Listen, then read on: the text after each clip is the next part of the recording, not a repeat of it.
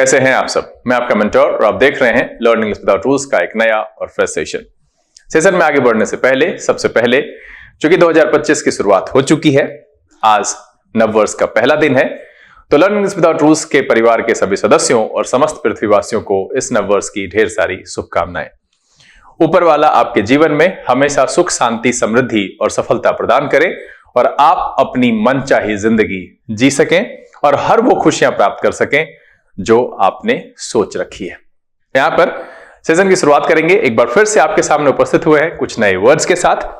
मैं उपस्थित इसलिए हुआ हूं क्योंकि आप देख सकते हैं हमारे जीवन में सिर्फ आज कैलेंडर बदला है, किस्मत नहीं। जब आपने सुबह से मस्ती कर ली है, अभी लगभग 10:30 बजने वाले हैं और इतनी देर से आने का मकसद यही है, आप मस्ती करके आ चुके हैं, पार्टी हो चुकी है, एंजॉय कर चुके हैं, तो फिर पढ़ाई क्यों नहीं? यह भी हमारी एक तरह की पार्टी है। आज की जो पार्टी थी वो समाप्त हो चुकी है, लेकिन अगर ये पार्टी आप मेरे साथ करेंगे ना, तो जीवन में आने वाले जितनी भी पार्टी होगी उसके लिए फंड यही देगा आपको।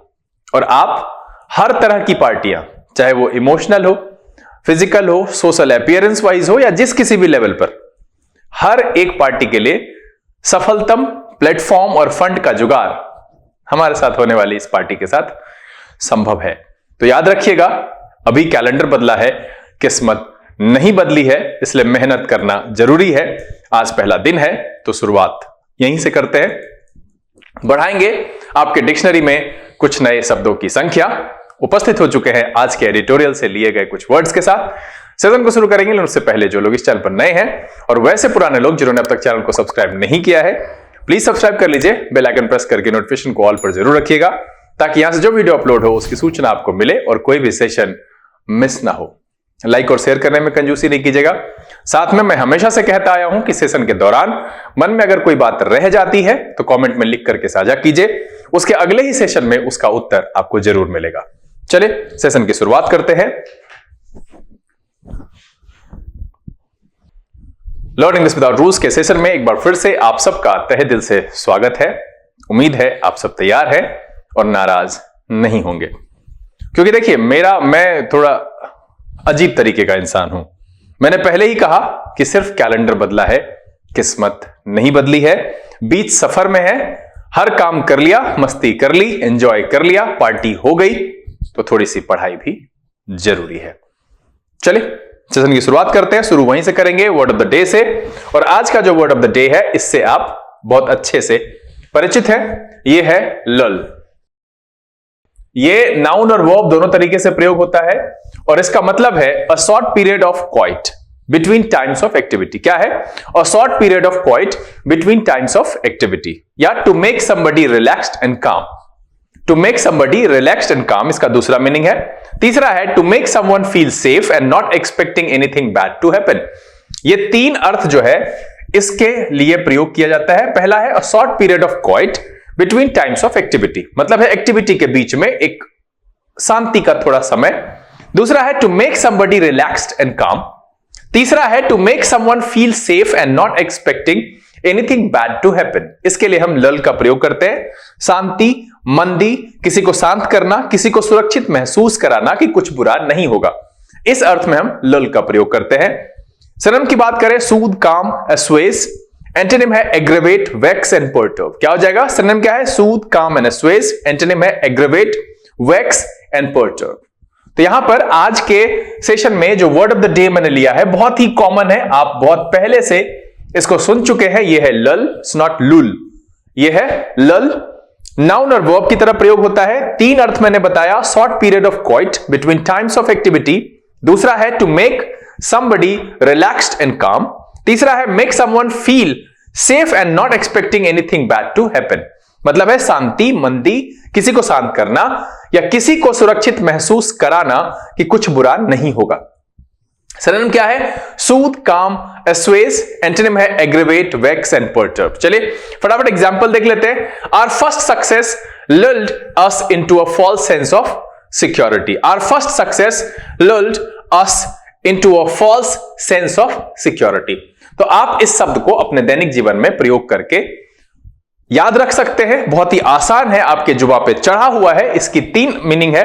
एक तो आप किसी को शांत करने के लिए भी इस शब्द का प्रयोग कर सकते हैं, किसी को सुरक्षित महसूस कराना कि अब कुछ गड़बड़ नहीं होगा, इस अर्थ में भी आप लल शब्द का प्रयोग कर सकते हैं। चलिए सेशन में आगे बढ़ते हैं और लेते हैं पहला शब्द। आज का जो पहला वर्ड है वो है स्लैम। ये वर्ब की तरह प्रयोग होता है और इसका मतलब होता है टू क्रिटिसाइज समवन और something very strongly, to shut और to make the something shut with a lot of force, making a loud noise, या टू पुट पुश और throw something into a particular place और position with a lot of force. ये 3 अर्थ यहां पर है ना। यहां पर सबसे पहले है to make something shut with a lot of force. दूसरा यहां पर देखिए क्रिटिसाइज करने वाला अर्थ है मेकिंग अ लाउड नॉइज, यानी धम्म से किसी चीज को बंद कर देना। अगर आप देखें तो कटु आलोचना करना, जोर से या धम्म से बंद करना या बंद होना या पटकना। यहां पर क्या कह रहा है कि टू पुट पुश और throw something into a particular place और position with a lot of. फोन कैसे धाम से रख देते हैं गुस्सा में, तो उस अर्थ के लिए भी आप स्लैम शब्द का प्रयोग कर सकते हैं। मीनिंग क्या है? कटु आलोचना करना, जोर से या धम्म से बंद करना या होना, इस अर्थ में प्रयोग कर सकते हैं। और पटकना, इस अर्थ के लिए भी हम स्लैम को यूज कर सकते हैं। सिनोनिम की बात करें, क्रिटिसाइज, डिनाउंस एंड सेंसर। क्या हो जाएगा? क्रिटिसाइज, डिनाउंस एंड सेंसर एक अर्थ में स्लैम के सिनोनिम के तौर पर प्रयोग करेंगे। एंटोनिम की बात करें, प्रेज, प्रमोट एंड कॉम्प्लीमेंट। क्या हो जाएगा? प्रेज, प्रमोट एंड कॉम्प्लीमेंट एक अर्थ में स्लैम के एंटोनिम के तौर पर प्रयोग किया जा सकता है। एग्जाम्पल देख लेते हैं। कह रहा है he stormed out of the house slamming the door as he left. क्या है? He stormed out of the house slamming the door as he left. यहां पर जो पहला शब्द आया है, सेशन का पहला शब्द है, वो है स्लैम। टू क्रिटिसाइज समवन और समथिंग वेरी स्ट्रांगली, और टू सट और to make something shut with a lot of force, making a loud noise, और टू पुट पुश और throw something into a particular place और position with a lot of force. इस अर्थ में हम slam का प्रयोग करते हैं। कटु आलोचना करना, जोर से या धम्म से बंद करना या होना, और पटकना। चलिए अगला जो शब्द है वो है कैटपुल्ट।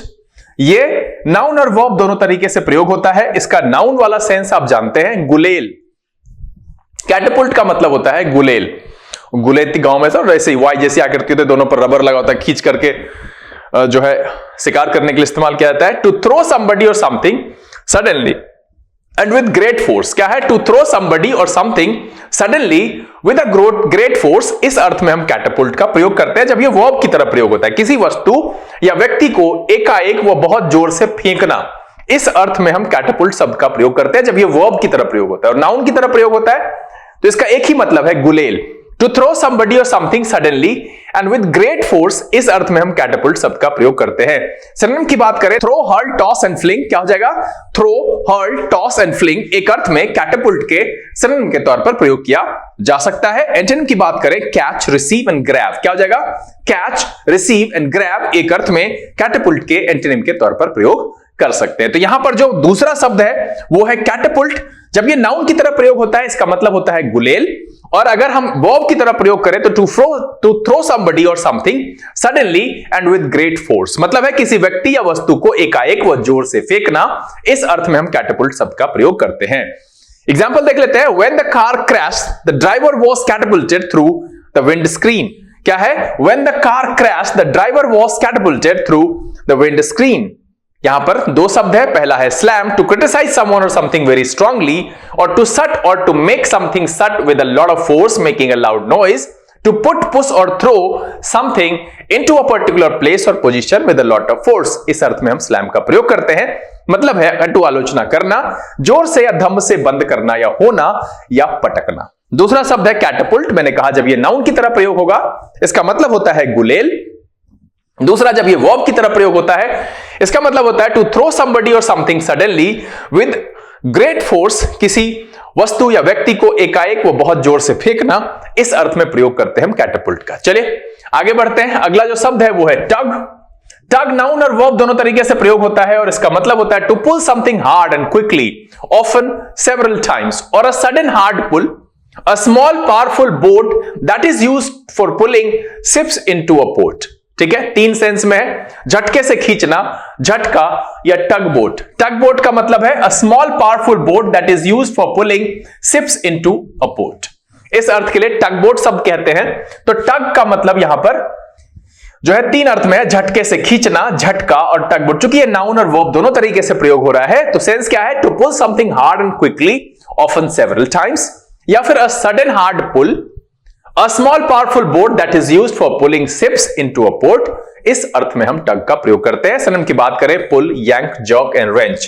क्या हो जाएगा, पुल, यांक, जॉक एंड रेंच एक अर्थ में टग के सिनोनिम के तौर पर प्रयोग कर सकते हैं। एंटोनिम की बात करें, पुश, थ्रस्ट एंड सोव। क्या हो जाएगा, पुश, थ्रस्ट एंड सोव एक अर्थ में टग के एंटोनिम के तौर पर प्रयोग किया जा सकता है। एग्जाम्पल देख लेते हैं। The little boy tugged at his father's trouser leg. क्या है, the little boy tugged at his father's trouser leg. यहां पर जो पहला शब्द है वो है tug, to pull something hard and quickly often several times, और अ सडन हार्ड पुल। तीसरा मीनिंग है small powerful boat that is used for pulling ships into a port. इस अर्थ में हम टग का प्रयोग करते हैं, मतलब है झटके से खींचना, झटका या टग बोट। चलिए आज का जो अगला शब्द है वो है रेप्रोशमो। ये नाउन की तरह प्रयोग होता है रेप्रोशमो। देखिए यहां पर MENT लिखा हुआ है, ये जहां पाया जाता है शब्द के अंत में ये नाउन होता है, यहां उच्चारण में थोड़ा अंतर है। इसी तरह का एक शब्द मैंने बताया था, उसका कुछ उच्चारण इसी तरह से था, MENT मेंट नहीं था। अगर आप याद कर सकते हैं तो कमेंट में लिख करके मुझे बताइएगा कि ऐसा कौन सा एक शब्द था जिसमें इसी तरीके से मेंट शब्द का उच्चारण नहीं हो रहा था। यह है रेप्रोशमो। इसका मतलब होता है a situation in which the relationship between two countries और groups of people become more friendly after a period of time when they were enemies. मतलब है पुनर्मेल। मतलब क्या कह रहा है कि ऐसा सिचुएशन जहां पर रिलेशनशिप जो है दो देशों और ग्रुप ऑफ पीपल के बीच मोर फ्रेंडली हो जाए, जबकि after a period of time when they were enemies. मतलब है कि जबकि बीच में काफी वो दुश्मन थे, बाद में दोबारा से जो है फिर से मिले और रिलेशनशिप उससे ज्यादा गहरा हो जाए, उसके लिए हम कहते हैं रेप्रोशमो शब्द का प्रयोग या इस अर्थ में किया जाता है कि a situation in which the relationship between two countries और groups of people becomes more friendly after a period of time when they were enemies, यानी पुनर्मेल। सिनोनिम की बात करें, एमिटी, अकॉर्ड एंड रीयूनियन। क्या हो जाएगा, एमिटी, अकॉर्ड एंड रीयूनियन एक अर्थ में रेप्रोशमो के सिनोनिम के तौर पर प्रयोग करेंगे। एंटोनिम की बात करें, hostility, conflict and disunity. Hostility, conflict and disunity एक अर्थ में रेप्रोशमो के एंटोनिम के तौर पर प्रयोग किया जा सकता है। तो यहां पर इस पेज का जो दूसरा शब्द है वो है rapprochement, a situation in which the relationship between two countries और groups of people becomes more friendly after a period of time when they were enemies. पुनर्मेल, यानी दुश्मन थे, बाद में फिर से जो दोस्ती हुई वो बहुत ज्यादा फ्रेंडली हो गया, उस अर्थ के लिए हम यूज करते हैं रेप्रोशमो का। एग्जांपल देख लेते हैं। Both countries have agreed to seek a rapprochement. क्या है, both countries have agreed to seek a rapprochement. तो यहां पर दो शब्द है, पहला है tug, to pull something hard and quickly often several times. दूसरा है अ सडन हार्ड पुल। तीसरा है small powerful boat that is used for pulling ships into a port. मतलब है झटके से खींचना, झटका या टग बोट। इस अर्थ में हम टग शब्द का प्रयोग करते हैं। दूसरा जो इस पेज पर आया है वो है rapprochement, a situation in which the relationship between two countries और groups of people becomes more friendly after a period of time when they were enemies. मतलब है पुनर्मेल। चलिए अगला जो शब्द है वो है रेमिनिसेंट। रेमिनिसेंट एडजेक्टिव की तरह प्रयोग होता है और इसका मतलब होता है that makes you remember somebody और समथिंग सिमिलर टू। मतलब है व्यक्ति या वस्तु का स्मरण कराने वाला, के सदृश, किसी के जैसा, जिसको देखकर किसी की याद आ जाए, जो किसी और को याद कराने वाला हो, उस अर्थ में हम रेमिनिसेंट का यूज करते हैं। That makes you remember somebody और समथिंग सिमिलर टू। रेप्रोशमो का प्रयोग करते हैं पुनर्मेल के अर्थ में। ठीक है, तो रेमिनिसेंट यहां पर इस पेज पर का आने वाला पहला शब्द है, सेशन का 5वां, that makes you remember somebody और समथिंग और सिमिलर टू, यानी व्यक्ति या वस्तु का स्मरण कराने वाला, के सदृश यानी के समान, के जैसा। रेप्रोशमो। सिनोनिम की बात करें, इवोकेटिव, रिमाइंडफुल एंड रेडोलेंट। क्या हो जाएगा, इवोकेटिव, रिमाइंडफुल एंड रेडोलेंट एक अर्थ में रेमिनिसेंट के सिनोनिम के तौर पर प्रयोग करेंगे। एंटोनिम की बात करें, अनमाइंडफुल, ओब्लिवियस एंड फॉरगेटफुल। क्या हो जाएगा, अनमाइंडफुल, ओब्लिवियस एंड फॉरगेटफुल एक अर्थ में रेमिनिसेंट के एंटोनिम के तौर पर प्रयोग कर सकते हैं। एग्जाम्पल देख लेते हैं। His suit was reminiscent of an old army uniform. क्या है, His suit was reminiscent of an old army uniform. चले अगला जो शब्द है वो है एनल। ये नहीं नाउन नहीं सर, ये वर्ब की तरह प्रयोग होता है। अनल जो है वो नाउन की तरह प्रयोग नहीं होता है, वर्ब की तरह प्रयोग होता है। इसका पार्ट्स ऑफ स्पीच वर्ब है। अनल का मतलब होता है to state officially that something is no longer legally valid और रिकॉग्नाइज्ड। मतलब है रद्द करने, किसी कानून समझौते आदि को रद्द करना या निरस्त करना, इस अर्थ में अनल शब्द का प्रयोग करते हैं। यह वर्ब की तरह प्रयोग होता है। ध्यान दीजिएगा, यहां पर नाउन का प्रयोग लिखना गलत है।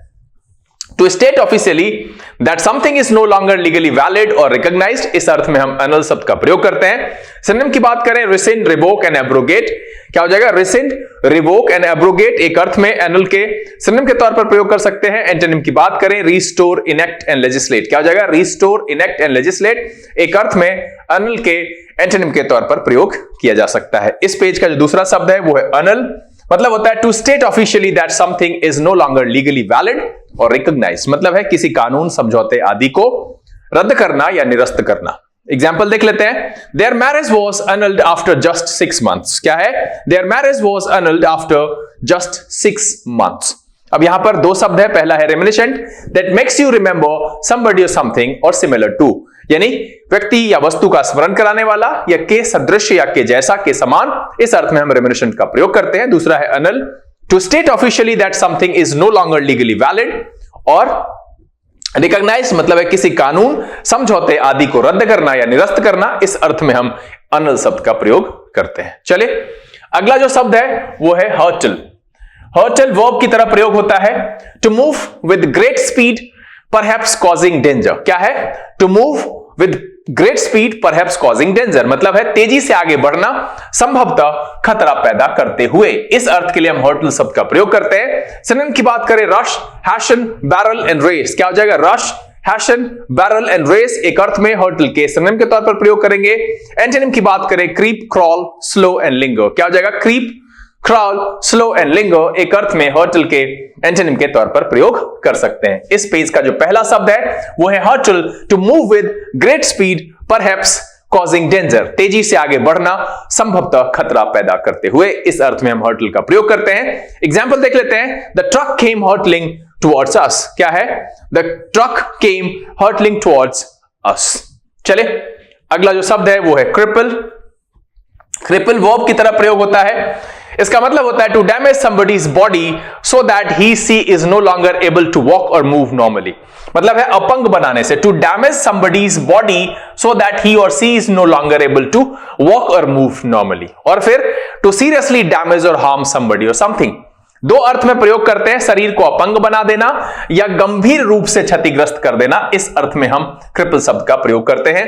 सिनोनिम की बात करें, रूइन, destroy, wipe out and impair, क्या हो जाएगा? रूइन, destroy, wipe out and impair एक अर्थ में क्रिपल के सिनोनिम के तौर पर प्रयोग कर सकते हैं। एंटोनिम की बात करें, rebuild, help, repair and heal, क्या हो जाएगा? Rebuild, help, repair and heal एक अर्थ में क्रिपल के एंटोनिम के तौर पर प्रयोग किया जा सकता है। तो यहां पर इस सेशन में जो इस पेज का दूसरा शब्द, सेशन का 8वां, cripple, to damage somebody's body so that he or she is no longer able to walk or move normally, इस अर्थ में हम क्रिपल शब्द का प्रयोग करते हैं। और to seriously damage or harm someone और समथिंग, इस अर्थ में भी क्रिपल शब्द का प्रयोग किया जाता है, शरीर को अपंग बना देना या गंभीर रूप से क्षतिग्रस्त कर देना, इस अर्थ में हम क्रिपल शब्द का प्रयोग करते हैं। चलिए एग्जाम्पल देख लेते हैं। कह रहा है the recession has crippled the motor industry, क्या है? The recession has crippled the motor industry. इस पेज पर दो शब्द, पहला है hurtle, to move with great speed perhaps causing danger, दूसरा है मतलब होता है तेजी से आगे बढ़ना, संभवतः खतरा पैदा करते हुए। दूसरा है cripple, to damage somebody's body so that he or she is no longer able to walk or move normally, और to seriously damage or harm someone और समथिंग, शरीर को अपंग बना देना या गंभीर रूप से क्षतिग्रस्त कर देना, इस अर्थ में हम क्रिपल शब्द का प्रयोग करते हैं। चलिए अगला जो शब्द है वो है ट्रम्प। ट्रम्प नाउन और वर्ब दोनों तरीके से प्रयोग होता है। इसका मतलब होता है टू बीट अनदर पर्सन और ऑर्गेनाइजेशन बाय डूइंग और प्रोड्यूसिंग समथिंग इवन बेटर, और if something trumps something else it is considered to be more important. मतलब क्या है कि पछाड़ देना और से बढ़कर होना, ये तो दो अर्थ है। नाउन के अर्थ में जो तुरुप का पत्ता होता है, ताश खेलने वाले लोग जानते होंगे, जो इंपॉर्टेंट होता है, उस अर्थ में भी हम ट्रम्प का प्रयोग करते हैं। टू बीट अनदर पर्सन और ऑर्गेनाइजेशन बाय डूइंग और प्रोड्यूसिंग समथिंग इवन बेटर, मतलब है किसी से बेहतर करके उसको पछाड़ देना, इस अर्थ में भी ट्रम्प का प्रयोग करते हैं। If something trumps something else it is considered to be more important.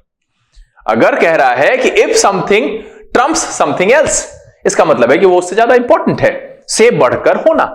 और तुरुप का पत्ता, इस अर्थ में हम ट्रम्प का प्रयोग करते हैं। सिनोनिम कहें आउटसाइन, सरपास एंड आउटवे। क्या है? आउटसाइन, सरपास एंड आउटवे एक अर्थ में ट्रम्प के सिनोनिम के तौर पर प्रयोग किया जा सकता है। एंटोनिम की बात करें, fail, lose, fall short and कंसीड।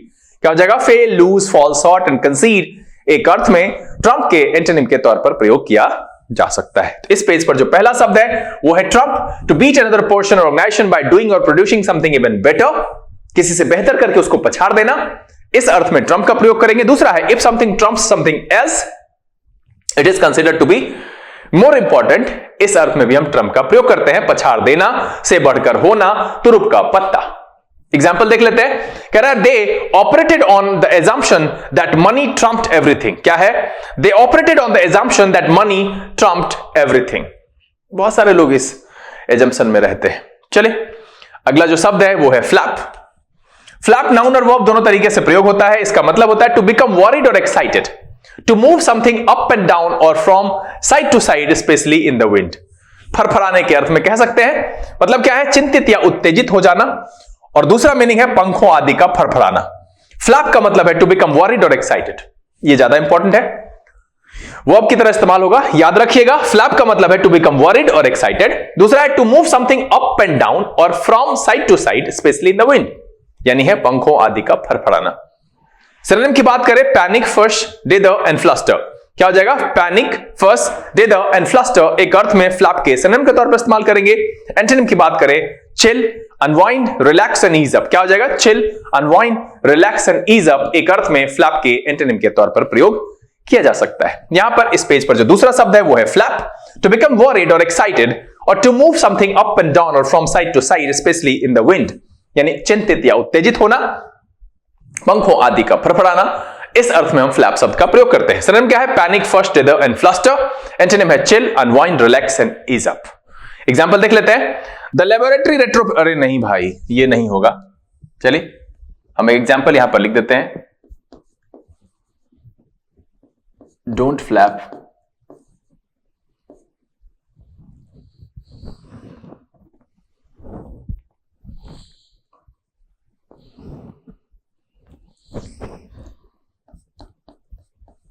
don't flap,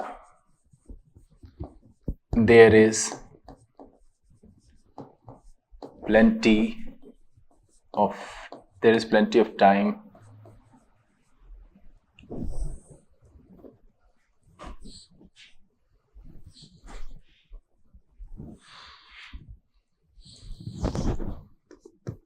to cook before they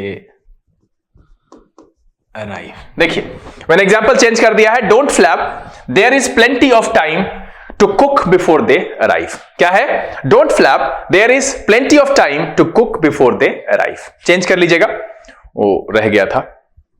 तो यहां पर भी इस पेज पर भी दो शब्द है। पहला है ट्रम्प, इसका मतलब होता है टू बीट अनदर पर्सन और ऑर्गेनाइजेशन बाय डूइंग और प्रोड्यूसिंग समथिंग इवन बेटर, और है if something trump something else it is considered to be more important. मतलब है पछाड़ देना या से बढ़कर होना या तुरुप का पत्ता, इस अर्थ में हम ट्रम्प का प्रयोग करते हैं। दूसरा शब्द है flap, to become worried or excited.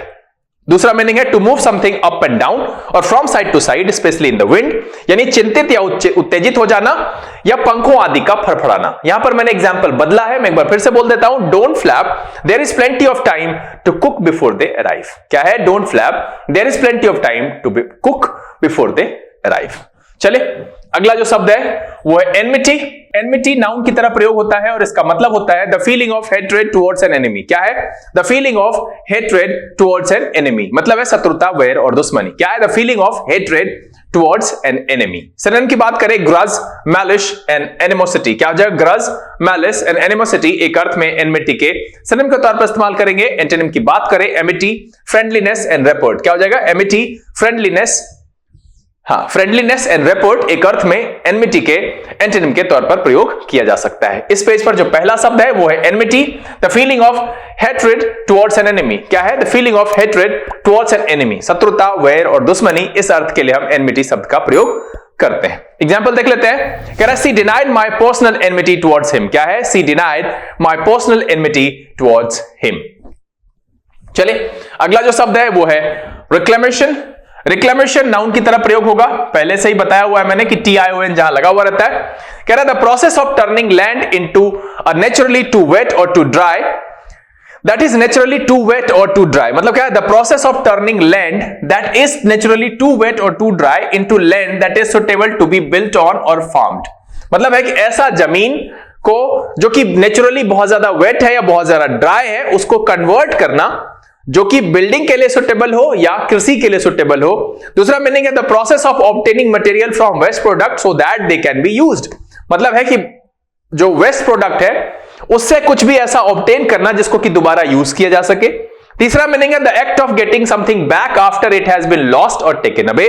मतलब किसी चीज को दोबारा प्राप्त करने के लिए भूमि उद्धार कह सकते हैं, पुनः प्राप्ति कह सकते हैं। दूसरे वाले की मीनिंग आप समझ लीजिए कि अवशिष्ट पदार्थों को कुछ भी ऐसा उससे प्राप्त करना जिसको दोबारा यूज किया जा सके। उसकी हिंदी यहां पर नहीं लिखे, बहुत लंबा हो जाता।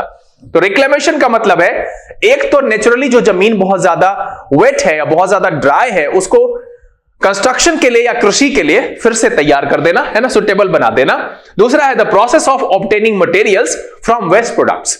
वेस्ट प्रोडक्ट से कोई मटेरियल ऑब्टेन करना, प्राप्त करना, so that they can be used again, ताकि हम उसको दोबारा यूज कर सके। उसके लिए भी हम रिक्लेमेशन का प्रयोग करते हैं। या फिर जो कोई भी चीज है जो कि समथिंग बैक, मतलब getting something back after it has been lost और टेकन अवे, उस अर्थ में भी हम रिक्लेमेशन का प्रयोग करते हैं। मतलब है भूमि उद्धार या पुनः प्राप्ति कह सकते हो। सिनोनिम की बात करें रिट्रीवल, रेस्क्यू एंड रिकवरी। क्या हो जाएगा? रिट्रीवल, रेस्क्यू एंड रिकवरी एक अर्थ में रिक्लेमेशन के सिनोनिम के तौर पर प्रयोग करेंगे। एंटोनिम की बात करें डिस्ट्रक्शन, लॉस एंड वेस्ट। क्या हो जाएगा? डिस्ट्रक्शन, लॉस एंड वेस्ट एक अर्थ में रिक्लेमेशन के एंटोनिम के तौर पर प्रयोग किया जा सकता है। यहां पर इस पेज पर जो दूसरा शब्द है वो है reclamation. The process of turning land that is naturally too wet or too dry into land that is suitable to be built on and farmed. दूसरा है the process of obtaining materials from waste products so that they can be used again. And तीसरा है the act of getting something back after it has been lost और taken away. इस अर्थ के लिए हम रिक्लेमेशन शब्द का प्रयोग करते हैं। फटाफट एग्जांपल देख लेते हैं। We should encourage reclamation and recycling. क्या है? We should encourage reclamation and recycling. इस पेज पर दो शब्द। एनमिटी पहला, the feeling of hatred towards an enemy. The feeling of hatred towards an enemy, शत्रुता, वैर या दुश्मनी। दूसरा है reclamation, the process of turning land that is naturally too wet or too dry into a land that is suitable to be built on or farmed. इस अर्थ में use करते हैं। दूसरा है the process of obtaining materials from waste product so that they can be used again. दूसरा अगला तीसरा the act of getting something back after it has been lost और टेकन अवे। इस अर्थ के लिए हम प्रयोग करते हैं रिक्लेमेशन का, भूमि उद्धार, पुनः प्राप्ति। चलिए अगला जो शब्द है वो है swell. Swell noun, verb, adjective, तीन तरीके से इस्तेमाल होता है। इसका मतलब होता है टू इंक्रीज और make something increase in number और साइज। दूसरा है टू बिकम और मेक समथिंग बिगर, फुलर और थिकर, यूज्ड अबाउट फीलिंग्स और sound, to suddenly become stronger, louder और वंडरफुल। एडजेक्टिव के अर्थ में यह होगा। तो ये वंडरफुल जो है ये एडजेक्टिव वाले सेंस में हम स्वेल का प्रयोग कर सकते हैं। बाकी जो है इधर वर्ब और इधर नाउन की तरह यूज होगा। मतलब है किसी की वृद्धि होना या करना, बढ़ जाना या बढ़ा देना, समुद्र तल का घटना या बढ़ना। और आश्चर्यजनक तो वंडरफुल के लिए है ही, तो वो क्या लिखते हैं। तो इन अर्थ में हम स्वेल का प्रयोग करते हैं। टू इंक्रीज और make something increase in number और साइज, संख्या में या साइज में बढ़ना, फूलने से भी ले सकते हैं, फुलाना ले सकते हैं। टू बिकम और मेक समथिंग बिगर, फुलर और थिकर, इस अर्थ में भी प्रयोग करते हैं। यूज्ड अबाउट फीलिंग्स और साउंड कहे तो सडनली बिकम स्ट्रॉन्गर और लाउडर, इस अर्थ में भी हम स्वेल का प्रयोग करते हैं। किसी की वृद्धि होना या करना, बढ़ जाना या बढ़ा देना, समुद्र तल का घटना या बढ़ना। और एडजेक्टिव के अर्थ पर प्रयोग करें तो आश्चर्यजनक, है ना। सिनोनिम की बात करें grow, enlarge, increase and rise. क्या हो जाएगा? Grow, enlarge, increase and rise एक अर्थ में स्वेल के सिनोनिम के तौर पर प्रयोग करेंगे। एंटोनिम की बात करें डिक्रीज, वेन, डिक्लाइन, एब। क्या हो जाएगा? डिक्रीज, वेन, डिक्लाइन एंड एब एक अर्थ में स्वेल के एंटोनिम के तौर पर प्रयोग किया जा सकता है। चलिए यहां पर जो पहला शब्द आया है वो है स्वेल। टू इंक्रीज और make something increase in number और साइज, टू बिकम और मेक समथिंग बिगर, फुलर और थिकर। और अगर हम फीलिंग और साउंड की बात करें तो सडनली बिकम स्ट्रॉन्गर और लाउडर, और एडजेक्टिव की तरह इसको यूज करें तो मतलब है वंडरफुल। एग्जांपल देख लेते हैं। The crowd swelled to 600 by the end of the evening. क्या है? The crowd swelled to 600 by the end of the evening. कितना बढ़ गया? बढ़ के 600। तो यहां पर स्वेल का मतलब किसी की वृद्धि होना, करना, बढ़ जाना, बढ़ा देना, समुद्र तल का घटना, बढ़ना और आश्चर्यजनक। ये नाउन, वर्ब, एडजेक्टिव तीनों तरीके से इस्तेमाल किया जा सकता है। चलिए अगला जो शब्द है वो है टेस्टामेंट। और टेस्टामेंट नाउन की तरह सिर्फ प्रयोग होगा रे यहां पर एडिट करना, क्योंकि देखिए मैंने पहले भी अभी भी चर्चा की है कि MENT जहां लिखा हुआ होता है वो नाउन होता है, तो यहां वर्ब होने की तो बात ही नहीं है। तो टेस्टामेंट जो है वो नाउन की तरह प्रयोग होगा और इसका मतलब हो जाएगा something that shows that something exist और इज ट्रू या प्रूफ। इस अर्थ में हम टेस्टामेंट का प्रयोग करते हैं, किसी बात के अस्तित्व में होने और सच होने का प्रमाण। ऐसे टेस्टामेंट का प्रयोग एक अर्थ में और किया जाता है वसीयतनामा, कि कोई आदमी पहले से ये डिसाइड कर ले कि उसके डिसाइड करके मतलब कहीं पर वो कर दे कि उसके मरने के बाद उसकी प्रॉपर्टी, पैसा कहां जाएगा, किसको दिया जाएगा, कैसे बांटा जाएगा, उसके लिए भी टेस्टामेंट शब्द का प्रयोग करते हैं। यहां पर जो टेस्टामेंट का मैंने सेंस लिया वो something that shows that something exist और इज ट्रू, यानी प्रूफ के अर्थ में, साक्ष्य के अर्थ में, किसी बात के अस्तित्व में होने या सच होने का प्रमाण। इस अर्थ में हम टेस्टामेंट शब्द का प्रयोग करते हैं। ऐसे वसीयतनामा के लिए भी टेस्टामेंट शब्द का प्रयोग किया जाता है। सिनोनिम की बात करें, एविडेंस, प्रूफ एंड टेस्टिमनी। क्या हो जाएगा? Evidence, proof and testimony. Antonym मुझे यहां पर कुछ ऐसा संदर्भ के हिसाब से दिखाने, अगर आपको पैराग्राफ में आए, दिखे सेंस के हिसाब से, तो आप टिक कर लेना, इतने समझदार आप हो। तो यहां पर जो दूसरा शब्द आया है इस पेज पर वो है testament. Something that shows that something exist और इज ट्रू, यानी प्रूफ। इस अर्थ में हम टेस्टामेंट शब्द का प्रयोग करते हैं, किसी बात के अस्तित्व में होने, सच होने का प्रमाण। इस अर्थ में हम टेस्टामेंट का प्रयोग करते हैं। ऐसे मैंने आपको एडिशनल बताया कि वसीयतनामा के लिए भी टेस्टामेंट शब्द का प्रयोग किया जाता है। एग्जांपल देख लेते हैं। He is the walking testament to the value of hard work. क्या है? He is the walking testament to the value of hard work. इस पेज पर दो शब्द, पहला है स्वेल, टू इंक्रीज और make something increase in number और साइज। दूसरा सेंस है स्वेल का, टू बिकम और मेक समथिंग बिगर, फुलर और थिकर। तीसरा अगर हम साउंड और फीलिंग की बात करें, सडनली बिकम स्ट्रॉन्गर, लाउडर। और एडजेक्टिव की तरह इसको प्रयोग करें तो मतलब है वंडरफुल, मतलब है किसी की वृद्धि होना या करना, बढ़ जाना, बढ़ा देना, समुद्र तल का घटना, बढ़ना। इस अर्थ के लिए भी हम स्वेल का प्रयोग करते हैं और वंडरफुल के अर्थ में तो करते ही हैं। दूसरा वर्ड यहां पर आया testament, something that shows that something exist और इज ट्रू, मतलब है प्रूफ। इस अर्थ में भी किसी बात के अस्तित्व में होने, सच होने का प्रमाण या वशीहतनामा। इस अर्थ में भी हम टेस्टामेंट का प्रयोग करते हैं। चलिए अगला जो शब्द है वो है yearn। ये वर्ब की तरह प्रयोग होता है और इसका मतलब होता है टू वांट समवन और something very much, specially something that you can not have. मतलब है दुर्लभ वस्तु के लिए ललकना, लालायित होना, तरसना। इस अर्थ में हम yearn शब्द का प्रयोग करते हैं। और मैंने अभी कहा है कि कैलेंडर बदली है, किस्मत नहीं बदली है। तो जॉब, सेटलमेंट ये आपके लिए है अभी, तो इसके लिए तरसने से बेहतर है मेहनत किया जाए और जीता जाए उसको। तो पहला दिन जरूरी है और अभी से शुरू करिए कि आज से लगातार कंटिन्यू इसको करते रहेंगे। तो yearn का मतलब है टू वांट समवन और something very much, specially something that you can not have. किसी दुर्लभ वस्तु के लिए ललकना, लालायित होना और तरसना। इस अर्थ में yearn शब्द का प्रयोग करते हैं। सिनोनिम की बात करें, wish, crave, hanker and thirst. क्या हो जाएगा? Wish, crave, hanker and thirst. Antonym की बात करें, डिटेस्ट, डिस्पाइस एंड एबोमिनेट। क्या हो जाएगा? Detest, despise and abominate. एक अर्थ में yearn के एंटोनिम के तौर पर प्रयोग किया जा सकता है। तो यहां पर इस पेज पर जो पहला शब्द है वो है yearn, मतलब होता है टू वांट समवन और something very much, specially something that you can not have. Example देख लेते हैं। I yearn for the love and affection I once had। क्या है? I yearn for the love and affection I once had। चलिए अगला जो शब्द है वो है पैरोडी। ये नाउन और वर्ब दोनों तरीके से प्रयोग होता है और इसका मतलब होता है to copy the style of someone और something in humorous way, or a piece of writing, music, acting, etc. that deliberately copies the style of someone or something in order to be humorous। मतलब यह है कि हास्यजनक नकल उतारना, किसी की शैली की हास्यजनक नकल, लेखन, भाषण या संगीत के द्वारा, उसको पैरोडी कहते हैं। The copy, to copy the style of someone और समथिंग इन ह्यूमरस वे, है ना। दूसरा क्या है? A piece of writing, music, acting etcetera that deliberately copies the style of someone और something in order to be humorous. हास्यजनक नकल उतारना, किसी की शैली की हास्यजनक नकल, लेखन, भाषण या संगीत के द्वारा। इस अर्थ को हम यूज करने के लिए पैरोडी शब्द का प्रयोग करते हैं।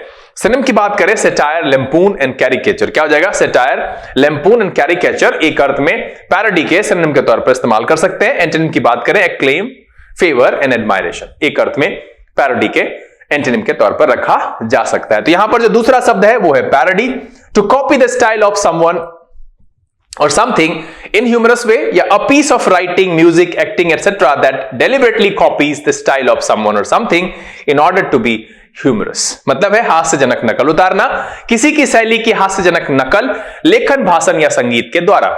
मतलब है सिनोनिम सेटायर, लैम्पून, कैरिकेचर, एंटोनिम है acclaim, favour and admiration. Example देख लेते हैं। कह रहा है कि his personality made him an easy subject for parody। क्या है? His personality made him an easy subject for parody। यहां पर भी दो शब्द है, पहला yearn, to want someone or something very much, especially something that you cannot have। मतलब है किसी दुर्लभ वस्तु के लिए ललकना, लालायित होना या तरसना। yearn शब्द का प्रयोग करते हैं इसके लिए। अगला शब्द है parody, to copy the style of someone or something in humorous way, or a piece of writing, music, acting, etc. that deliberately copies the style of someone or something in order to be humorous। हास्यजनक नकल उतारना, किसी शैली की हास्यजनक नकल, चाहे वो लेखन हो, भाषण हो या संगीत हो। उम्मीद है कि आज के सेशन में वर्ड ऑफ द डे को मिलाकर के कुल 17 वर्ड जो आपके सामने रखे गए सबके सब मजेदार थे, और विशेष करके आज के दिन मुझे झेलने के लिए और वीडियो में यहां तक बने रहने के लिए आप सबको बहुत बहुत धन्यवाद। और उम्मीद तो यह है कि यह वीडियो आपको फाइनली पसंद आया। अगर ये अच्छा लगा आप इसको लाइक कर दीजिए, अब तक चैनल को सब्सक्राइब नहीं किया है तो प्लीज सब्सक्राइब कर लीजिए, बेल आइकन प्रेस करके नोटिफिकेशन को ऑल पर जरूर रखिएगा।